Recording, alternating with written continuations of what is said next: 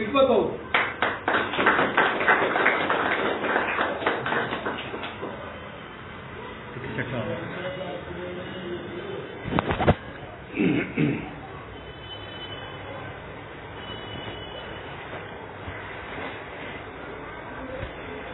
नमस्ते मित्रांनो, मी दारुडे आहे. माझं नाव श्रीपाद. आपणा सर्वांमध्ये येतोय म्हणून आज कुठल्याही प्रकारची नशा केलेली नाहीये. केवळ आणि केवळ परमेश्वराची कृपा, माझ्या मार्गदर्शकाचं मार्गदर्शन, कुटुंबांच्या तुम्हा बांधवांच्या सदिच्छा यामुळे मी आज नशा केलेली नाही. मला कोरडा दारुडा हा विषय इथं माझे अनुभव सांगण्यासाठी आपल्या वारजे समूहानं मला बोलवलं, त्याबद्दल आपणा सर्वांचे मनापासून आभार. माझ्या अनुभवातनं मी नक्की सांगेन की कोरडा दारुडा म्हणजे नेमका प्रकार काय असतो. अल्कोहोलिक्स अनॉनिमस मध्ये आल्यानंतर, दारूपासून 10 वर्ष लांब राहिल्यानंतर सुद्धा मी आत्महत्या करायचे प्रयत्न करतो. जीवन संपवायचा माझ्या मनामध्ये विचार येतो. एखाद्याचा खून करावा अशी माझी मानसिकता असते. संध्याकाळी 7-7:30ला अंधार पडल्यानंतर बायका संध्याकाळी भाजीला जातात. एखाद्या म्हाताऱ्या बाईचं मंगळसूत्र हिसकावून आपण ते मोडून त्याचे पैसे आपल्या जवळ ठेवावेत, अशा भावना माझ्या मनामध्ये येतात. मित्रांनो, एक वेळ माझी बायको मला म्हणाली होती की तुम्ही दारू पित होता, निदान दारू पिऊन येऊन जास्त पिल्यानंतर बेशुद्ध तरी पडायचा, पण तुम्ही दारू आज पित नाही. एखाद्या राक्षसापेक्षा भयानक तुमचं वागणं आहे. कशासाठी जाता त्या अल्कोहोलिक्स अनॉनिमस संस्थेमध्ये, हे तिचे स्टेटमेंट होते. दारू न पिता सुद्धा मी दारुड्यापेक्षा भयानक विध्वंस माझ्या आयुष्यामध्ये घालू शकतो. दुसऱ्याच्या आयुष्यामध्ये वादळ निर्माण करू शकतो. दुसऱ्याला आत्महत्या करायला सुद्धा लावू शकतो. मित्रांनो, हे अनुभव सांगत असताना मी थोडंसं माझी जडणघडण सांगेल. माझी दारू हातात माझ्या कशी आली, नंतर मी दारूला कसा चिटकून बसलो, मग मी संस्थेमध्ये कसा आलो, मग ही 10 वर्ष कशी गेली आणि आज काय. लहानपणापासून एकुलता एक असल्यामुळं प्रचंड लाड माझ्या घरामध्ये झाले. बहिणींना माझ्या 2 ज्या वस्तू आणल्या जायच्या, त्यांच्या ज्या मागण्या असायच्या त्याच्यापेक्षा चांगल्या दर्जाच्या, उच्च दर्जाच्या वस्तू मला मिळायच्या. एकुलता एक असल्यामुळं आई वडिलांचं एवढं संरक्षण कवच होतं मला की मला कोणी बोललं, मला कोणी अपमान केला, मला कोणी मारलं तर खपवून घेतलं जायचं नाही. माझे वडील त्यांच्या दारात जाऊन भांडणं काढायचे, पोराच्या अंगाला हात लावायचा नाही. आणि मी 4-5 वर्षाचा असताना माझ्या कानावरती शब्द पडत होते. बायका जेव्हा दुपारी जेवण करून बसायच्या त्यावेळेला आमची आई सांगायची की लग्नानंतर 8 वर्षांनी अनेक मंदिरांचे उंबरे झिजवल्यानंतर हा बाळ आमच्या पोटाला आला.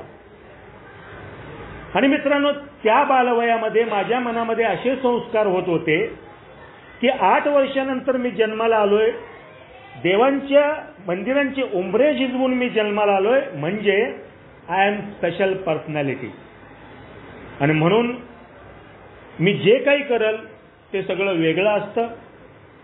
मी परमेश्वराचा अवतार आहे. इतर सामान्य मुलांपेक्षा माझी बुद्धिमत्ता खूप छान आहे. मी खूप सामर्थ्यशाली, शक्तिवान मुलगा आहे. अशा पद्धतीची स्वतःची एक मी फ्रेम तयार केली होती. आणि ती फ्रेम, ती प्रतिमा समाजाने मान्य करावी, माझ्या मित्रांनी त्याला मान्यता द्यावी, नातेवाईकांनी त्या गोष्टीचं कौतुक करायचं, असा माझा हट्ट हा कायम असायचा. आणि मग मी अशा पद्धतीच्या मागण्या इतरांकडून करायचो. त्या मागण्या पूर्ण व्हायच्या नाहीत. आणि पूर्ण नाही झाल्या की मी चिडचिडा, वैतागलेला आणि असमाधानी आयुष्य बालपणापासूनच जगत होतो. मी 10वीला असताना मला आठवतंय, आमचे शिक्षक मला म्हणाले होते, काय त्या माणसाच्या तोंडातून गेलं होतं देव जाणे, पण ते खरं होतं. इतर विद्यार्थ्यांना त्यांनी सांगितलं होतं की भविष्यामध्ये हा लाखाचा 12,000 करणार बघा म्हणून. तेव्हा मला समजलं नाही त्या शब्दांचा अर्थ, पण मी जेव्हा माझं संपूर्ण जीवनपट बघतो तेव्हा माझ्या लक्षात येतं लाखाचे 12,000 करणं म्हणजे नेमकं काय असतं. 10वीच्या परीक्षेला 3 महिने राहिले होते मित्रांनो. अतिशय आगाव आणि अवखळ स्वभाव माझा. माझ्या एका मित्रांनी कोल्हापुरी चप्पल आणली होती. ते बांधलेली चप्पल असते, 1 किलो वजनाची चप्पल असते नक्षीची. आणि मग ती चप्पल आम्ही त्याला दाखवायला मागत होतो. तो काय देत नव्हता, म्हणून एक चप्पल त्याच्या पायातली आम्ही काढली आणि गॅलरीमध्ये टाकली. तो बिचारा दुसरी पायातली काढून गॅलरीमध्ये उतरायचा, ती एक वरती आणायचा, तोपर्यंत आम्ही दुसरी टाकायचो. 3 वेळा असं झालं. त्याला एवढा भयंकर राग आला, त्यांनी ती चप्पल अशी अंगठा पोटामध्ये धरलं, अशी जी फिरवून मला फेकून मारली. मित्रांनो, मी खाली बसलो आणि आमचे शिक्षक पायऱ्या चढून वर येत होते. 1 किलोची चप्पल त्यांच्या तोंडावर बसली. मित्रांनो, 30 वर्षापूर्वीचा काळ, शिक्षकांना असणारी किंमत, त्यांची इज्जत. एखाद्या हिंदी पिक्चर मधल्या खलनायकाला मारतात, हिरो मारतो, तसे 4 शिक्षक मिळून मला मारत होते. आणि मारणारा पोरगा ट्रस्टींचा असल्यामुळे त्याला कुठल्याही काही शिक्षा झाली नाही. सगळ्यांनी डूक माझ्यावरती धरला आणि मला शाळेतून रिस्ट्रिकेट केलं. फक्त परीक्षेला बसायची परवानगी होती. माझे आई वडील आले, हातापाया पडले, जाऊ दे म्हणले, मुलगा चुकला असेल. सर्व शिक्षक म्हणले, असं करा, आम्ही राजीनामे देतो, तुम्ही शाळा चालवा, नाहीतर हे पोरग तरी घेऊन जावा. मित्रांनो, वडिलांचा झालेला अपमान. आणि काय झालं कुणास ठाऊक, आपल्यासारख्या दारोड्यामध्ये एक मॅडनेस असतो, खूप जिद्दी आणि महत्वाकांक्षी स्वभाव असतो आपला. आणि त्या दिवशी मी ठरवलं, आजूबाजूच्या गल्लीतले लोक स्टॅम्प पेपरवर लिहून देतो म्हणायचे, याच्या नादाला लागू नका, हे पास तर सोडूनच द्या म्हणले, शाळेत ठेवायच्या बी लायकीचं नाही. आणि मग सगळ्या गावभर, छोटंसं गाव, त्या गावामध्ये बातमी पसरली होती. बायका मी रस्त्याने जाताना तोंडाला पदर लावून वगैरे ते चप्पल मारलेलं पोरग ते बघत, अशी बोटं करायची. मी खाली मान घालून जायचो. आणि मात्र मित्रांनो, 3 महिने मी इतका अभ्यास केला, कसा केला देव जाणे, मला माहितीच नाही. आणि मग रात्रीचा दिवस झाला आणि रिझल्टचा दिवस आला मित्रांनो. आणि रिझल्टच्या दिवशी, उद्या रिझल्ट म्हणल्यानंतर संध्याकाळी 7 वाजता सर्व शिक्षक आमच्या घरी आले. आमचे वडील, मामा, सगळी मंडळी बसली होती. आता परत काय यांनी वाटोळं केलंय म्हणून, नाही का, सगळे शिक्षक आले म्हणलं कांड काहीतरी केलं असेल. कारण चांगलं आमच्या कधी नशिबातच नाही, कधी चांगलं घडलंच नाही आमच्या हातनं. आणि मित्रांनो, सगळे शिक्षक आले, आणि वडील, आई सगळे उठून उभा राहिले. म्हणले, आता काय केलं यांनी? नाही म्हणले, लय मोठा पराक्रम केलाय म्हणले त्यांनी. अहो म्हणले, काय केलं सांगा तरी. काही नाही म्हणले, पेढे आणा म्हणले, तुमचा मुलगा 10वी मध्ये शाळेत पहिला आला. मित्रांनो, ते यश होतं ना. आजही मला वाटतं त्या दिवशी जर मी पहिला आलो नसतो तर कदाचित माझं आयुष्य वेगळं असतं. ज्या विद्यार्थ्याला शाळेतून हाकलून देऊन बाहेर काढलं, त्या विद्यार्थ्याचं उत्तर उदाहरणं शाळेमध्ये दिली झाली की जिद्द कशी असावी. माझ्याकडे 9वीची पोरं मार्गदर्शन घेण्यासाठी पाठवली जायला लागली शाळेतनं. आणि मी असा महाराजांसारखा बसायचो आणि अभ्यास कशा पद्धतीनं करायचा मी त्यांना ज्ञान द्यायचो. मित्रांनो, परत माझ्या फ्रेमला, माझ्या प्रतिमेला उजाळा मिळाला आणि परत माझी जी काही धारणा होती ती मजबूत झाली. I am special person. आणि वयाच्या 22व्या वर्षी ITI झाल्यानंतर मित्रांनो, या सगळ्या नशिबाने घडलेल्या गोष्टी होत्या. ही परमेश्वराची कृपा होती, पण मला तो परमेश्वर मान्य नव्हता. कारण माझी बुद्धिमत्ता आणि माझं कर्तृत्व याच्यापेक्षा जगात काही नाही. लात मारेल तिथं पाणी काढेल एवढी ताकद माझ्यामध्ये आहे. हा अहंकार कुठून कुठून माझ्यामध्ये भरला होता मित्रांनो. आणि आई वडिलांचा, समाजाचा, शिक्षकांचा देव मी कधीच माझ्या आयुष्यातून बाजूला काढून टाकला होता. आणि आय एम गॉड अशी पर्सनॅलिटी माझी तयार झाली. वयाच्या 22व्या वर्षी टाटा मोटर्स सारख्या कंपनीमध्ये मला नोकरी लागली. त्यावेळेला पोलीस इन्स्पेक्टरला जेवढा पगार नसायचा तेवढा मला पगार होता. केवळ 10वी नंतर ITIची 2 वर्षे मी कोर्स केला होता. आणि माझ्या खिशामध्ये पैशाचं पाकिट असं मी फोल्ड करू शकत नव्हतो, एवढ्या नोट असायच्या. 22व्या वर्षी सगळी स्वप्न माझी पूर्ण झाली होती. करण्यासारखं काही शिल्लक राहिलं नव्हतं. मान सन्मान सगळं काही मला मिळालं होतं आणि याच्यासारखा हुशार मुलगाच नाही. आणि गावाकडे मला उदाहरणं दिले जायची, अरे आई वडिलांच्या पोटी रत्न यावं, जन्माला यावं तर हे असं यावं. आणि मग माझी छाती फुगायची आणि मित्रांनो मी हवेत तरंगायचो. बॅचलर होतो मी आणि मला चांगलं आठवतंय की काही अशा फेज माझ्या आयुष्यामध्ये यायचे की मी खूप नर्वस असायचो. करण्यासारखं काही नसायचं, भरपूर पैसा होता, सगळं काही होतं माझ्याकडे. आणि मग माझे 4 मित्र, त्यांचं निरीक्षण होतं माझे, बघायचे ते माझं वागणं. आणि मला इथे परमेश्वराने तुला सारं सगळं दिलंय यार, तुझं तोंड पडलेगत असतं कायम. एकतर तू मैतीला जाणार आहे किंवा जाऊन आलाय, आनंदात राहायचं, हसत खेळत राहायचं. अरे म्हटलं ते तर जमत नाही. चल म्हणले आज तुला जिंदगी कशी जगायची दाखवतो. आणि मित्रांनो हे 4 मित्र आणि आम्ही संध्याकाळी 7 वाजता बाहेर पडलो. एका बारमध्ये त्यांनी मला नेलं, ऑर्डर दिली, 5 ग्लास आले. माझा ग्लास भरल्यानंतर मी म्हटलं दारू पिणार नाही. याचं कारण असं होतं, माझे वडील दारू प्यायचे. माझे वडील सकाळी जाताना मी जो पाहायचो ते खूप वेगळे वडील असायचे, खूप प्रेमळ, मला जवळ घ्यायचे, 10 पैसे त्यावेळेला माझ्या हातात ठेवायचे. आणि माझा पापा घेऊन वडील गेल्यानंतर संध्याकाळी जेव्हा ते दारू पिऊन यायचे तेव्हा त्यांचा चेहरा, लाल भडक डोळे, आईशी भांडणं व्हायची. रिक्षातनं ज्या आलेल्या असतात त्या रिक्षाबरोबर भांडणं झालेली असायची. आणि त्यांचं सगळं विचित्र वागणं मला असह्य व्हायचं. आणि ते मला जवळ घेऊन झोपायचे. त्यांच्या तोंडातून येणारा दारूचा भपकारा, तो लहानपणी मला प्रचंड तिरस्कार निर्माण झाला त्या दारूबद्दल. मी माझ्या मित्रांना सांगितलं मी काही दारू पिणार नाही. मित्र म्हणले अरे ते तुझ्या वडिलांना पिता येत नव्हती, आम्ही ज्या पद्धतीनं सांगतोय ती पिऊन बघ, लय भारी भारी गुरु भेटतात आपल्याला बाहेर. आणि मग त्यांनी माझा तो पेग माझ्या हातामध्ये दिला आणि नाही करता करता मी तो घोट घेतला. मित्रांनो माझा घसा जळाला, मला ठसका लागला, माझ्या डोळ्यातनं पाणी आलं. त्या दारूची चव मला बिलकुल आवडली नाही. आणि म्हणलं काय प्यायला दिलं यार तुम्ही? म्हणलं तुम्हाला काय अक्कल आहे का नाही? म्हणलं तेवढ्यात दुसरा गुरु तयार होता. त्यांनी खारी डाळीचे 4 दाणे माझ्या हातामध्ये दिले. ते डाळ तोंडात टाका म्हणला. त्या डाळीचा खमंग स्वाद, त्या दारूचा कडवट मला काढून टाकला. आणि मित्रांनो 5 मिनिटं झाली आणि 5व्या मिनिटांनी माझ्या आयुष्यामध्ये एक असा चमत्कार झाला. ज्या गोष्टी माझ्या आयुष्यामध्ये नव्हत्या त्या गोष्टी सगळ्या माझ्या समोर अशा माझा जीवनपट उलगडला त्या दारूनी. अतिशय आनंदी समाधानी आयुष्य मला वाटायला लागलं. तेव्हा अंधारा मिनमिनता लाईट होता बारमध्ये. त्या वेटरला चुटकी वाजवल्यानंतर तो वेटर पळत येत होता. ती माझी ऑर्डर फॉलो करणं मला आवडायला लागलं. त्या रेकॉर्डवरती एक गझल लागली होती. त्या गझल मधला गाणारा गायक जे गाणं गात होता त्याच्यापेक्षा मी चांगलं गाऊ शकतो अशी खात्री माझ्या मनामध्ये निर्माण झाली. आणि मी गायला सुद्धा लागलो. आणि मी गायला लागल्यानंतर माझे 4 बांधव होते, ते पाठ ठोकता लागले. अरे म्हणले यार त्याच्याऐवजी तू ते गाणं म्हणायला पाहिजे होतं. मला त्यावेळेला पावती मिळाली मित्रांनो की मी जे काय करतोय ते उत्तमच आहे मित्रांनो. आणि समोर त्या बारच्या काउंटरवरती बारचा मालक बसला होता पांढऱ्या खादीच्या कपड्यांमध्ये. त्याच्या बाजूला 2 बॉन्सर उभे होते. माझं वजन जेमतेम 45 किलो असेल, पण त्या बलाढ्य बॉन्सरना मला असं वाटायला लागलं एका फायटीमध्ये त्या दोघांना मी लोळवू शकतो. कुठली ताकद आली होती मला माहित नाही. दारूची ती क्वार्टर माझी संपली.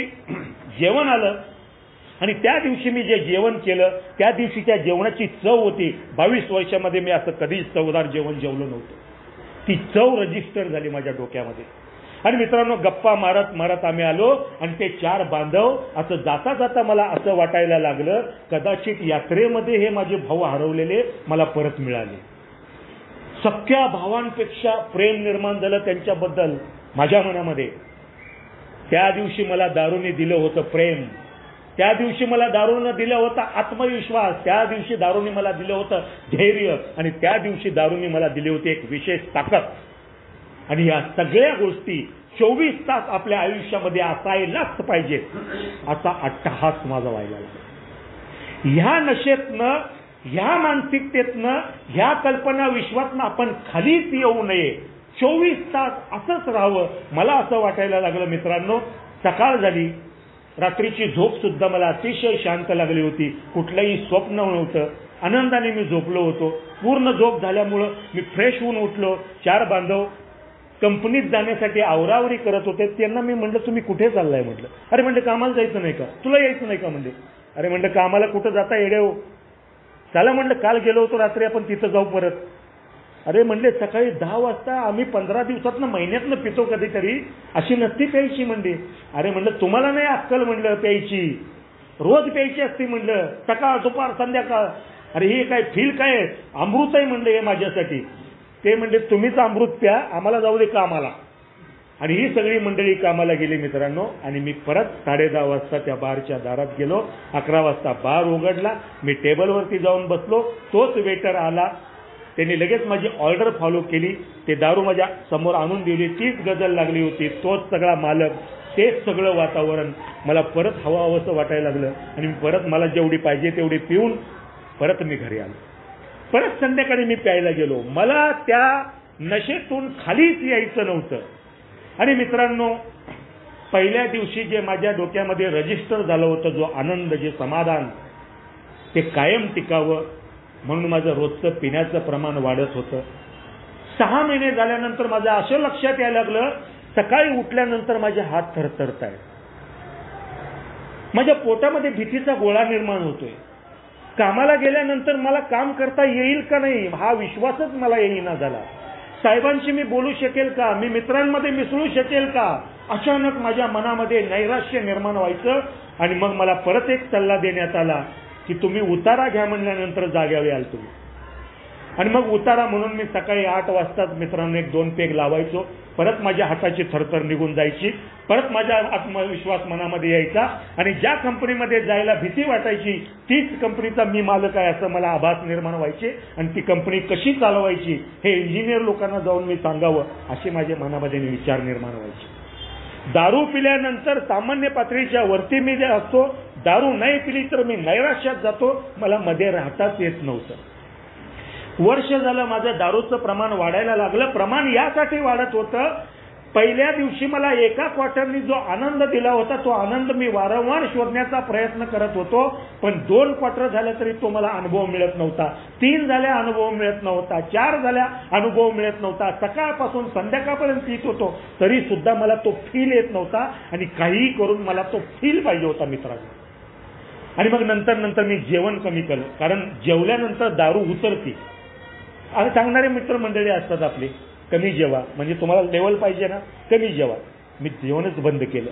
त्याचा परिणाम असा झाला, माझं शरीर कमजोर होत चाललं. माझे हातपाय थरथरा लागले. रस्त्यावरनं जाताना वाहनांची भीती वाटायला लागली मला. मी काम करू शकेना. कामावर गेल्यानंतर दारू मिळणार नाही म्हणून मी कामावरती जाणं बंद केलं. कामावरती जाणं बंद केलं म्हणून पगार सुद्धा येईनाचा झाला. आणि मग माझ्या आजोबाने ठरवलं की हे जरा वेगळं प्रकरण दिसतंय.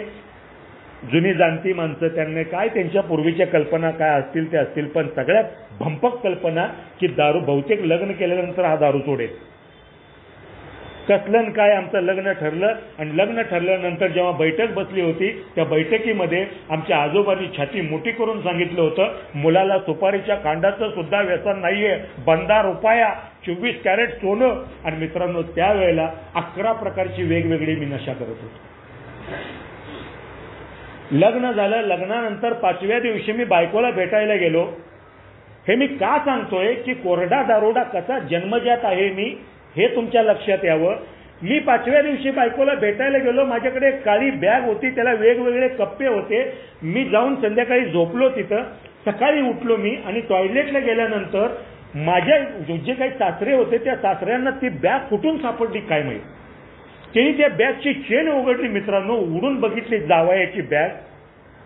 आणि त्या बॅगेमध्ये मागच्या बाजूला क्वार्टर, समोर गांजाचा पुडा, त्याच्या मागं चरसच्या गोळ्या, पुढं बिडी बंडल, त्याच्या मागं चिलीम, त्याच्या पुढं काट्या, पलीकडं गुंडी, इकडं छापी.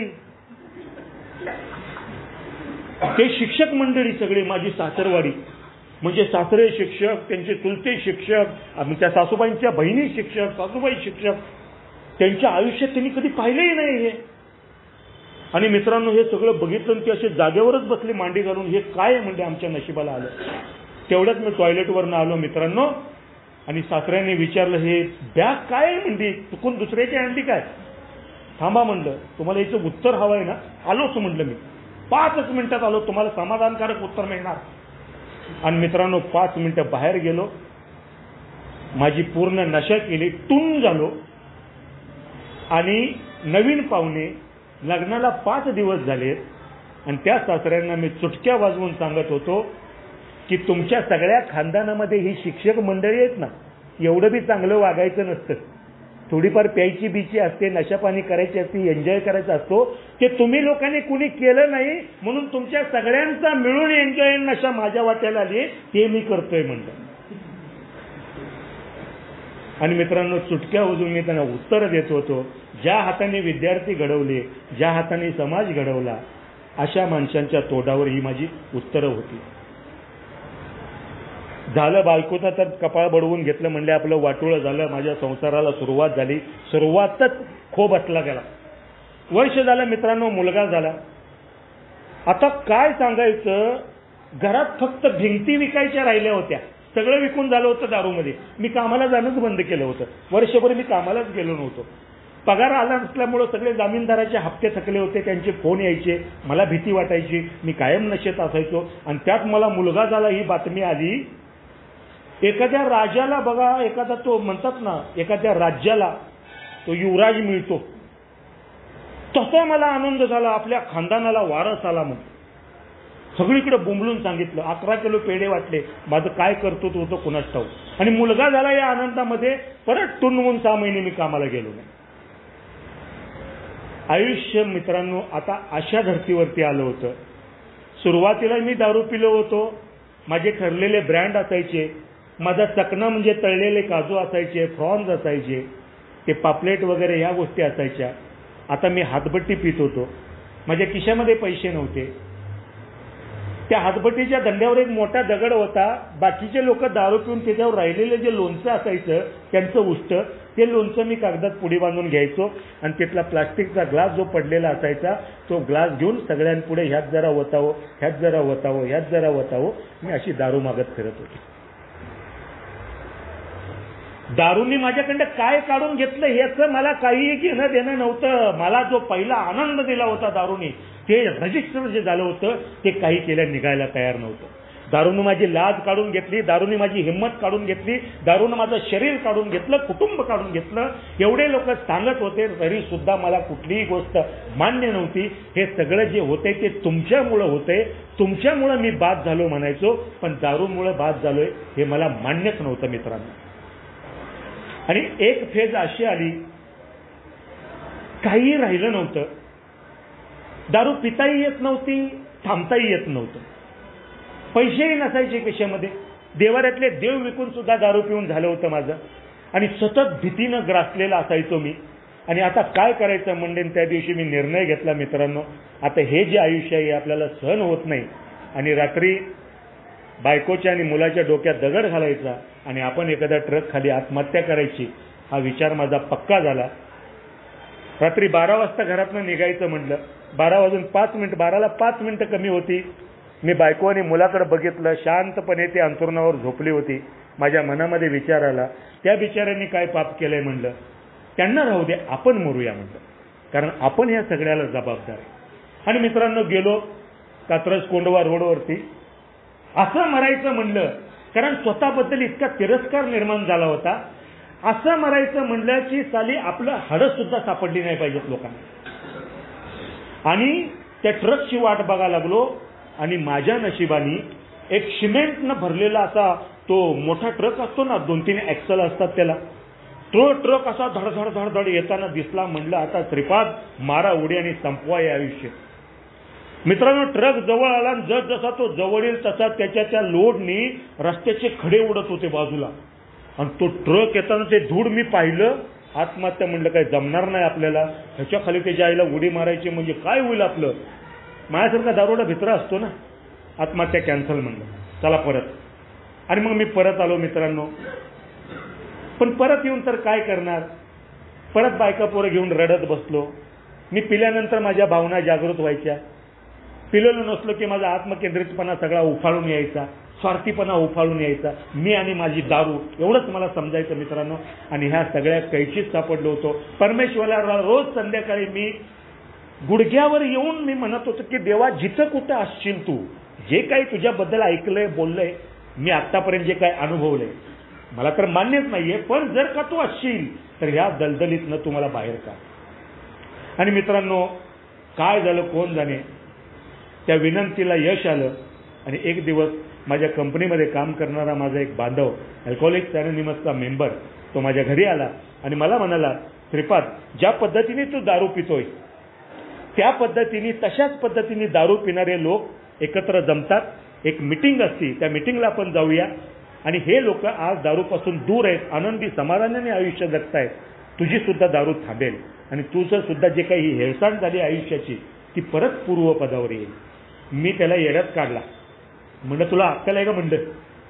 कारण माझ्या आईबापाने देव देवऱ्याशी सगळ्या गोष्टी करून झाल्या होत्या. नारायण नागबळी झाला, कालसर्प झाला, सगळे होम हवन झाले, पण हाताला काही यश येत नव्हतं. मी स्वतः प्रयत्न केले होते दारू थांबवायचे, दारू थांबत नव्हती. आणि कुठंतरी जायचंय शाळेमध्ये, कोणतरी चार बांधव बोलणार, त्यांचं ऐकायचं आणि माझी दारू थांबणार, माझा विश्वासच बसेल. आणि मित्रांनो, 2 दिवस गेले आणि माझ्या डोक्यामध्ये धूर्त कावेबाज आजार म्हटलेलं आहे ना. इथं आजार नाहीये, मी आहे. धूर्त कावेबाज आहे ना, ती माझी पर्सनॅलिटी आहे. 2 दिवसानंतर माझ्याकडे दारू प्यायला बिलकुल पैसे नव्हते. कुठून आणायचे पैसे? आणि माझ्या डोक्यामध्ये एक आयडिया आली. म्हणलं, तो अल्कोहोलिक्स अनोनिमसचा बांधव आलता, त्याच्याबरोबर जायचं म्हणलं आणि त्याला छापायचा. मी त्याला फोन केला. अरे म्हणलं, कुठं आहे तू? म्हणलं, आहे ना, घरीच आहे, आता मिटिंगला चाललोय. अरे म्हणलं, तू मिटिंग म्हणत होता, मला यायची इच्छा आहे, चल ना म्हणला. कारण तयार असतात नाही मदत करायला लोक. चल म्हणलं, जाऊ. पण म्हणलं, कृष्णा, आपली एक अट आहे. म्हणलं, काय? म्हणलं, यार तुझी ती काय मिटिंग आहे ते बघायला येतो, पण एक क्वार्टर पाजणार का म्हणलं मिटिंग संपल्यावर? तर मी येतो म्हणलं. तोही म्हणला, काही प्रॉब्लेम नाही, मिटिंग संपल्यावर क्वार्टर पिऊ म्हणलं, चल माझ्याबरोबर. आणि मित्रांनो, मी माझी पहिली मिटिंग विठ्ठलवाडीला केली. मिटिंगच्या हॉलमध्ये बसलो. मी आतमध्ये प्रवेश केल्यानंतर टाळ्या वाजवल्या. इथं जो बांधव बोलत होता त्यांनी माझं स्वागत केलं. टाळ्या वाजल्या माझ्यासाठी. मी आज माझं अंग असं आकसून घेतलं. हा साला मरावा, जगण्याला याचा अर्थ नाहीये, सगळं वाटोळं करून टाकलंय. कुणाच्या दारात जर उभा राहिला तर चप्पल चोरून हा दारू पिल, अशा पद्धतीची माझी प्रतिमा झाली होती. कुणाच्याही दारासमोर मला जागा नव्हती, कुणाच्याही नातेवाईकांमध्ये मला किंमत नव्हती, मला घरात किंमत नव्हती, मला मित्रांमध्ये किंमत नव्हती, मला कामाच्या ठिकाणी किंमत नव्हती. आणि मला इथं म्हणत होते, ये बस म्हणले. आणि मित्रांनो, मला सांगण्यात आलं, तू वेडा नाहीयेस, तू मूर्ख नाहीयेस, तू एक आजारी माणूस आहेस म्हणले. ते शब्द माझ्या कानात घुमत होते. मित्रांनो, कुठंतरी मला एक आधार मिळत होता, कारण चांगलं बोलण्यासारखं माझ्याकडे कोणी शिल्लकच राहिलं नव्हतं. आणि मित्रांनो, मग ती मिटिंग आवडली. त्या 4 बांधवांचे मी अनुभव ऐकले आणि मला असं लक्षात आलं, मी ज्या पद्धतीनं आयुष्य जगलोय, मी ज्या पद्धतीनं दारू पिलेलो आहे, मी ज्या पद्धतीनं माझ्या आयुष्याचा विचका करून घेतला, विध्वंस केलेला आहे, अशाच पद्धतीच्या घटना यांच्या आयुष्यात घडल्यात. पण आज इथला कुठलाही बांधव दारू पित नाहीये, स्वच्छ आणि चांगल्या कपड्यामध्ये प्रसन्न चेहऱ्याने बसलेली आहे. तरी दुसरी गोष्ट, इथल्या कुठल्याही बांधवाबरोबर मी दारू पिलेलो नव्हतो. हे सगळे लोक अनोळखी होते माझ्यासाठी, पण त्यांच्यामध्ये ते माझ्याबद्दल प्रेम होतं, ते मला ओळखीचं वाटायला लागलं. त्या बांधवांचा पाठीवरनं पडलेला हात, मला दिलेली आशा, आणि ती आशा घेऊन मी माझ्या घरी गेलो. जाताना माझा बांधव मला म्हणाला, अरे ते क्वार्टर प्यायचं डील झालं होतं आपलं, तुला प्यायची आहे का? नाही म्हणलं, आजच्या दिवस प्यायला राहू दे म्हणून, आज नको, आपण उद्या बघू. आणि उद्या म्हणता म्हणता एक एक दिवसाच्या फरकाने 90 दिवस पूर्ण झाले. जो श्रीपाद आत्महत्या करायला निघाला होता, ज्या श्रीपादचं सगळं वाटोळं झालं होतं, या 90 दिवसामध्ये काय चमत्कार घडला काही माहित नाही मला. पण मी रोज कामाला गेल्यामुळं मला पगार यायला लागला, माझं घर चालायला लागलं. 3 महिने मी दारू पित नाही हे आता घरात समजायला लागलं होतं. आणि आई वडील पण म्हणा लागले, असाच राहा, आम्हाला बाकी काही नकोय, फक्त तू आनंदी राहा. आणि मित्रांनो, 90 दिवस झाल्यानंतर म्हणतात ना, परमेश्वर परीक्षा बघत असतो सतत आपली. आणि इथून माझ्या कोरड्या दारोडेपणाला सुरुवात होते. 90व्या दिवसाचं टोकन होतं, अनाऊन्स झालं होतं. ते सगळं नाव बिव सगळीकडे ग्रुपवर फिरत होतं. श्रीपाद यांना 90 दिवस पूर्ण झाले, शुभेच्छांचा वर्षाव होत होता माझ्यावर. आणि मला असं वाटायला लागलं, परत एकदा आय एम स्पेशल. देवबीव काही नाही, माझ्या कर्तृत्वावर हे 90 दिवस मी पूर्ण केले. आणि 90व्या दिवशी नवीन बूट, नवीन कपडे, परफ्यूम मारून बायकोला घेऊन आलो. मिटिंगला सुरुवात झाली. आणि मग बांधव म्हणाले, 90 दिवसाचे अनुभव सांगा. आणि मग काय सांगायचं मित्रांनो, माझ्या समोर जवळजवळ लाखोंचा जनसमुदाय बसलाय. आणि मी त्यांना आता ज्ञान पाजरणार आहे अशी माझी सभा गाजवली मी. टाळ्यांचा कडकडाट. तिथंच खाली माझे सुरबान लागले होते. 4 बांधव आले होते मीटिंगला नवीन. बाहेर आल्यानंतर म्हणले, काय भाऊ बोलता तुम्ही? अरे मग म्हणलं, बोलतो म्हणजे काय म्हणलं, आजपासून आम्ही दारूला हात लावणार नाही. तुमचे अनुभवच एवढे भयानक आहेत, दारू प्यायची इच्छाच नाही आमची. म्हणलं नक्की का? हा म्हणलं, मग उद्यापासून मीटिंग करा म्हणलं.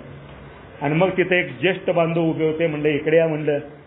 सकाळी जाता 7 वाजता मॅसेज द्यायला म्हणलं 12 पायऱ्यांचं काम करता. 4 बांधव 10 मिनिटात ओके केलं म्हणलं. हे म्हणलं याचं काम बघा म्हणलं. नेक्स्ट बिलेन बॉब मीच म्हणलं त्रिपाठ.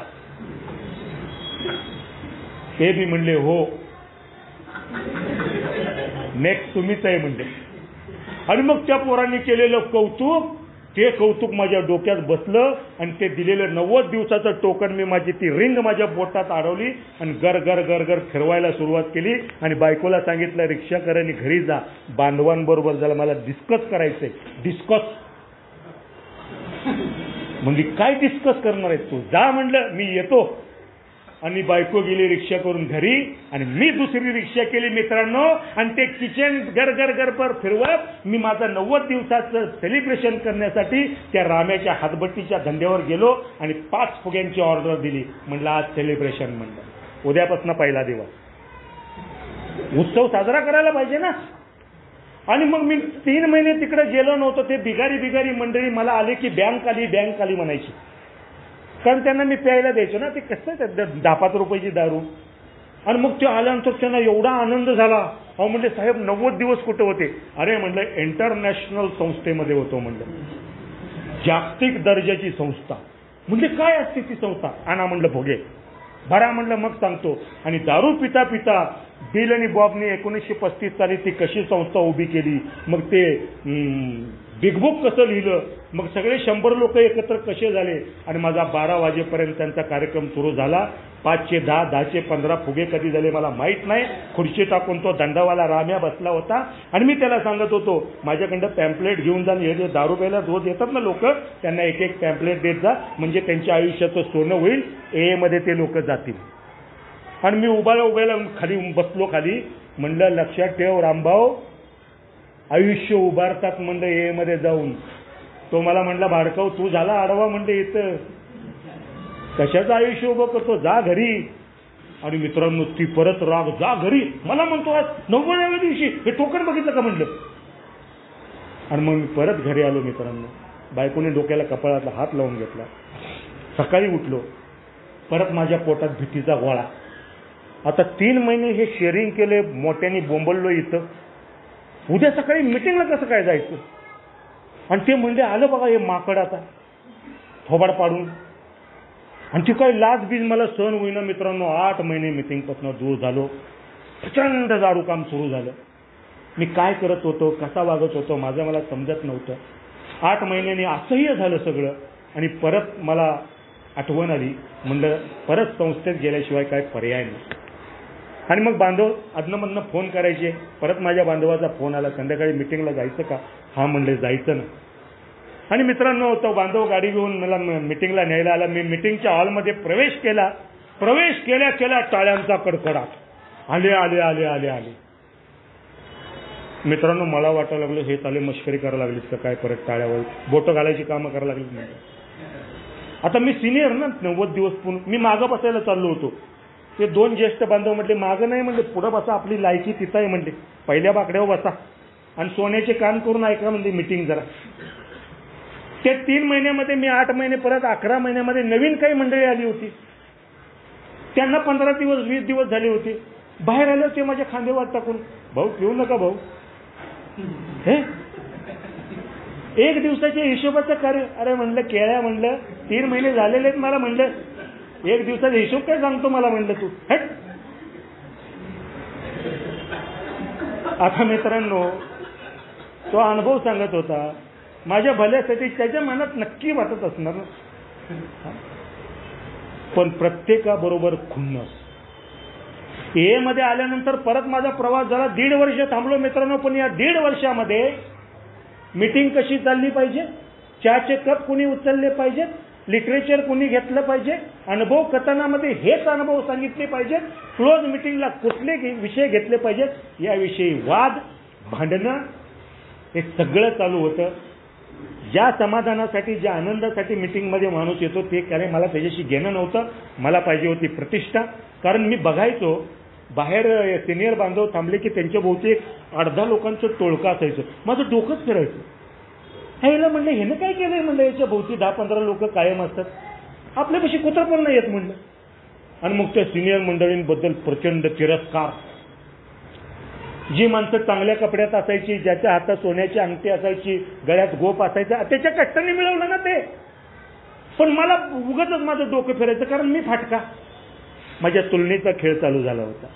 माझं मन लागत नव्हतं.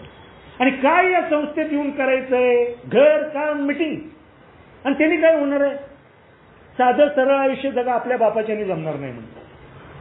कारण महत्वाकांक्षी स्वभाव आहे माझा.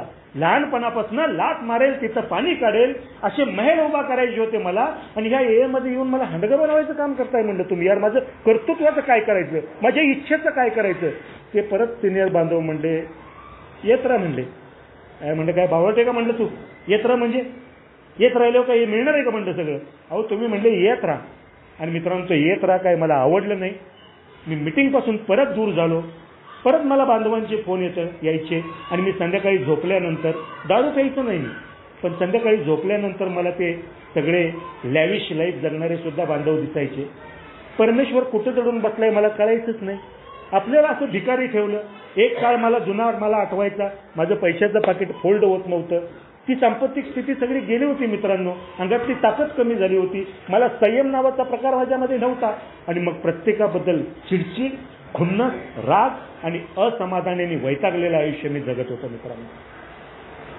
आणि माझ्या डोक्यामध्ये एक होतं की ही जी किंमत मिळते ये बांधवांना, जे बाहेर गोळका करून उभा राहत आहेत हे सालं पैशा पाण्याच्या मागं लागलेली मंडळी आहेत. आता एक काम करायचं, पैसाच मिळवायचा म्हणलं आणि असं जायचं मिटिंगला म्हणलं. पुढं 3 कार, मागं 3 कार, मध्ये मी.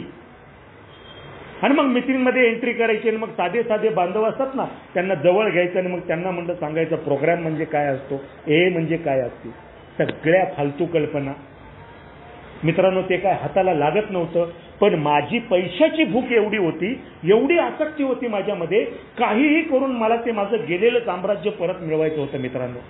आणि मग माझ्या मिटिंग थांबल्या. मिटिंगला मी जाईनासा झालो.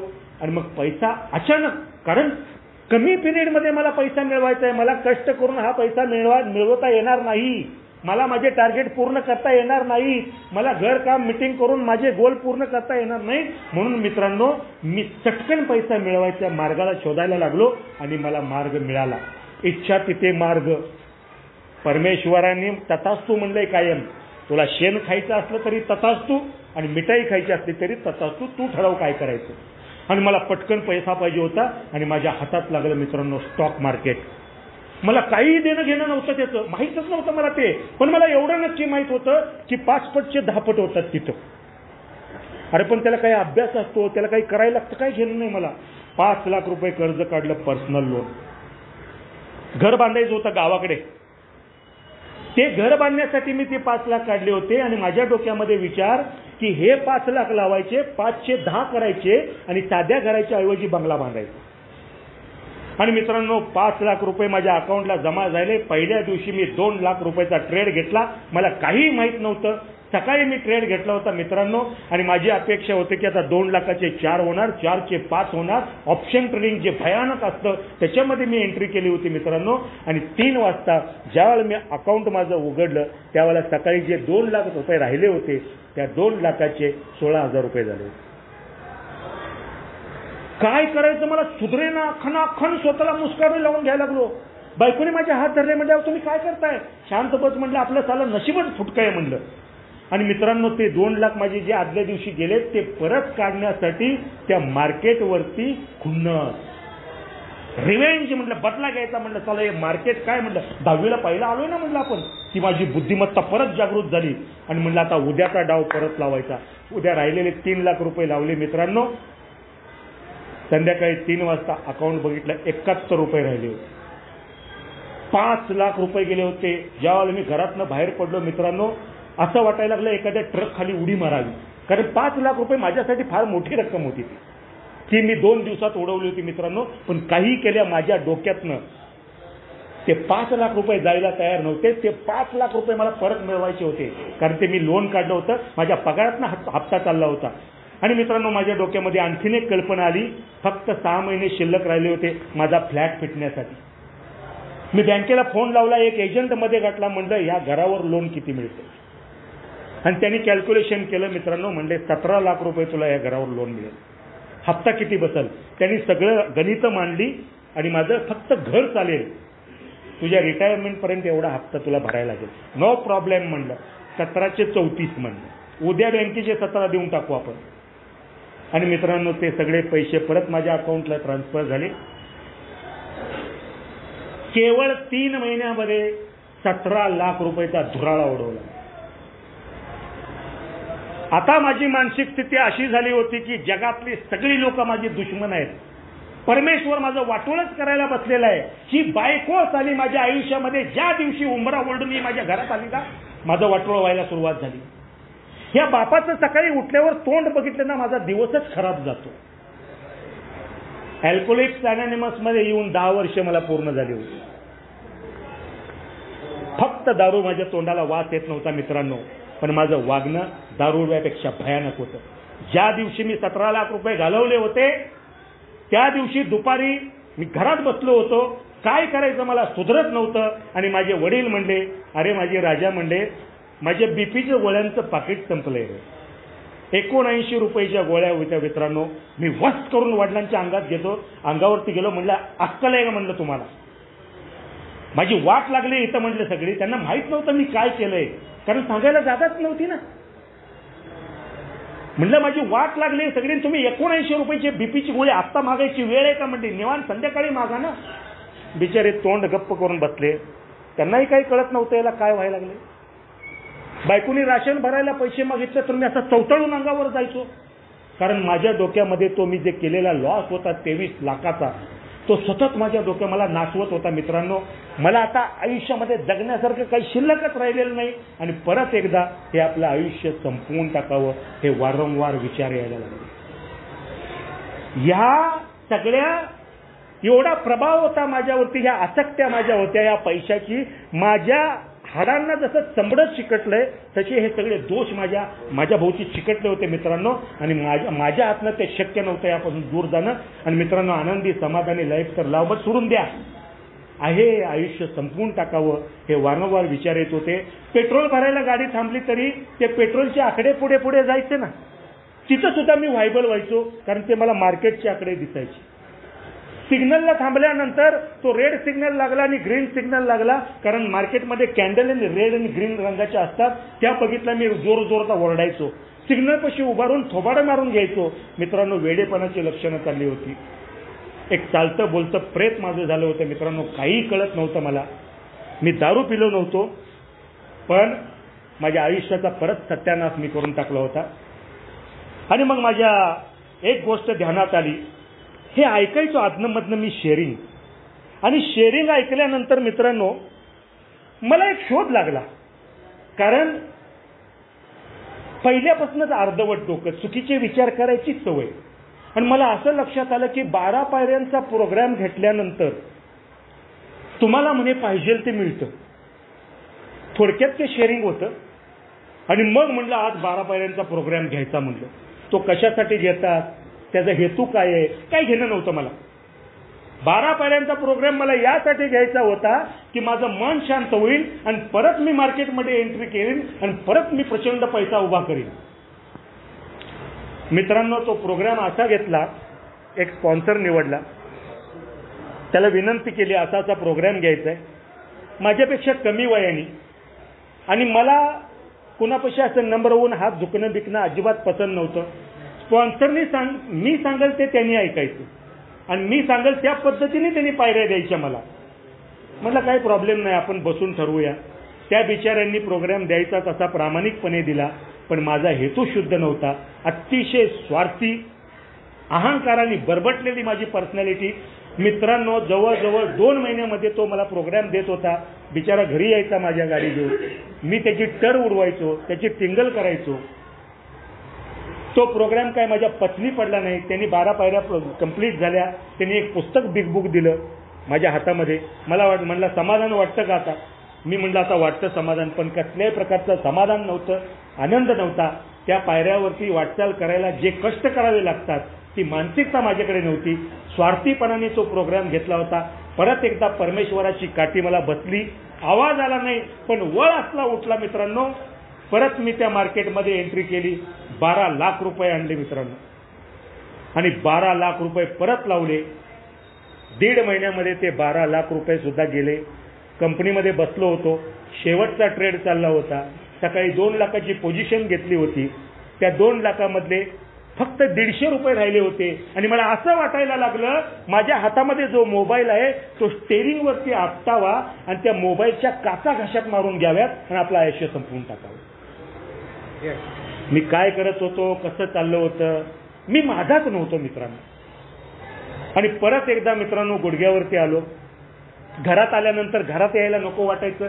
कंपनीत गेल्यानंतर कंपनी नको वाटायची. समाजात गेल्यानंतर मी मिसळायचो नाही. अशा पद्धतीने माझं आयुष्य नरक झालं होतं मित्रांनो. परत एकदा मी परमेश्वराला प्रार्थना केली की ह्या दलदलीतनं मला बाहेर काढ, जिथं असशील तिथं. आणि परत माझी हाक ऐकली त्यांनी. आणि मित्रांनो मी स्पॉन्सरला फोन केला. म्हणले अशी अशी अवस्था आहे, काय करायचं, या म्हणले परत. आणि मग मी परत आलो.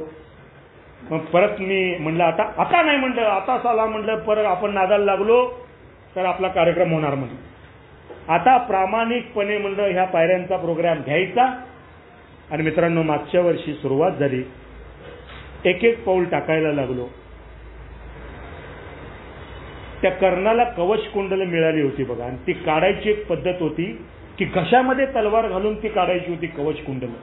अतिशय यातनामय मित्रांनो. आपण म्हणतो तो प्रोग्राम, पण तो प्रोग्राम माझ्यासारखा माणूस जेव्हा घेतो, स्वार्थाने बरबटलेला, आयुष्यभर मी स्वतःला देव समजणारा, अशा माणसाला हा कार्यक्रम अतिशय अवघड जातो. पण तरी सुद्धा चिकाटी सोडली नाही मित्रांनो. सतत नम्रतापूर्वक परमेश्वराला प्रार्थना केली की हे माझ्याकडं करून घे. आणि मित्रांनो तो प्रोग्राम मार्गदर्शकाच्या मार्गदर्शनाने वाटचाल करायला लागलो. पडत धडपडत वाटचाल करायला लागलो. मला माझा स्पॉन्सर म्हणाला होता, श्रीपाद, ज्या वेळेला या प्रोग्रामवर तू वाटचाल करत असताना प्रगती कशी मोजायची हे तुझ्या लक्षात यायचं असेल तर एक काम कर म्हणले. स्वतःला जे पूर्वी प्रश्न पडायचे, स्वतःच्या ज्या इच्छा आकांक्षा असायच्या, स्वतःची जी ध्येय असायची, त्यात जर का काही बदल झाला तर नक्की तो प्रोग्रामवर आहे. आजच्या घडीला मित्रांनो पैशाची माझी वकवक कमी झाली. सेक्सबद्दल मला आकर्षण कमी झालं. ते डोक्यामध्ये राहतं मरेपर्यंत. पण पूर्वी जाऊन बलात्कारच करावा अशी जी मानसिकता असायची, आता तसं होत नाही. मित्रांबद्दल जे खुन्नस, तिरस्कार निर्माण होता तो 4-5व्या पायरीमध्ये मला दिसला. आणि या सगळ्या प्रश्नांचं एकमेव उत्तर आलं, जगामधले लोक वेडे नाहीयेत, त्या सर्वांपेक्षा वेडा कोण असेल तर स्वतः श्रीपाद आहे. आणि ज्या वेळेला मी मनापासून हे कबूल केलं त्यावेळेला खऱ्या अर्थानं मला हा प्रोग्राम समजायला सुरुवात झाली. मित्रांनो आजच्या घडीला जर म्हणत असाल तर मला कुणाबद्दलही तिरस्कार नाही, राग नाही. कारण मला माहिती आहे चूक किंवा दोष हे शब्द माझ्या मेंदूतून जेव्हा बाहेर येतात तेव्हा मला सांगितले गेले स्वतःकडे बघ. आणि मी स्वतःकडे बघतो आणि माझ्या लक्षात येतं की एवढे कांड करून ठेवलेत मी 4-5व्या पायरीमध्ये. मी कोण आहे मला दाखवलंय ना. नक्कीच जगामध्ये माझ्यापेक्षा भंगार माणूस नसणार आहे. आणि ज्यावेळेला मी स्वतःला वेडा ठरवला त्यावेळेला ते शहाणपण यायला सुरुवात झाली. गेलंय बघा हरणाच्या पावलाने, पण येणार आहे मुंगीच्या पावलाने. मला संयम ठेवावा लागेल, वाट बघावी लागेल. आणि जसजसं या क्वालिटी मी माझ्यामध्ये डेव्हलप करत जाईल तसं अल्कोहोलिक्स अनोनिमसला अपेक्षित असणारं उपयुक्त, समाधानी, आनंदी जीवन काय असतं ती टेस्ट मिळायला लागते. आणि मित्रांनो हे संपवताना नक्की सांगतो ते पहिली रजिस्टर झालेली जी नशा आहे ना 1 क्वार्टरची, माझा पहिला पेग, त्याच्यापेक्षा हायर टेस्ट या लाईफस्टाईलमध्ये जेव्हा मिळायला लागते ना मग ती नशा मागे पडते मित्रांनो. आणि मग या नशेची सवय लागते. कुठल्याही प्रकारचं बाह्य द्रव्य आतमध्ये न घेता सुद्धा आनंदी आणि समाधानी राहणं कशाला म्हणतात हे अनुभवायला मिळतं मित्रांनो. आणि हे अनुभव वाढत राहावेत, ही मनाची तयारी मजबूत व्हावी म्हणून मला तुमच्यामध्ये यावं लागणार आहे. हे बोलत असताना कुठला सिक्वेन्स वगैरे मला तो लावता आला नसेल. बोलण्याच्या ओघामध्ये कुणाचं काही मन चुरगळलं गेलं असेल, चुकीचे शब्द गेले असतील तर नक्की मला माफ करा.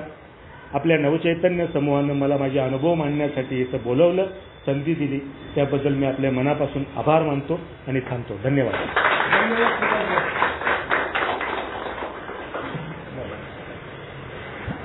तुमचा इथे मीटिंगची वेळ झालेली आहे मित्रांनो. मीटिंगच्या कोरोना लागला. कृपया ध्यान दें. कृपया ध्यान दें. कृपया ध्यान दें. अगर किसी भाई या बहन को शराब के मामले में समस्या हो या शराब छोड़ना हो तो कृपया संपर्क करें जीएसओ इंडिया, मतलब ये वेबसाइट पर संपर्क करें www.agsoindia.org और अपने आसपास AA मीटिंग ढूंढने के लिए यह वेबसाइट पर जाएं www.aa.org/findaa. धन्यवाद.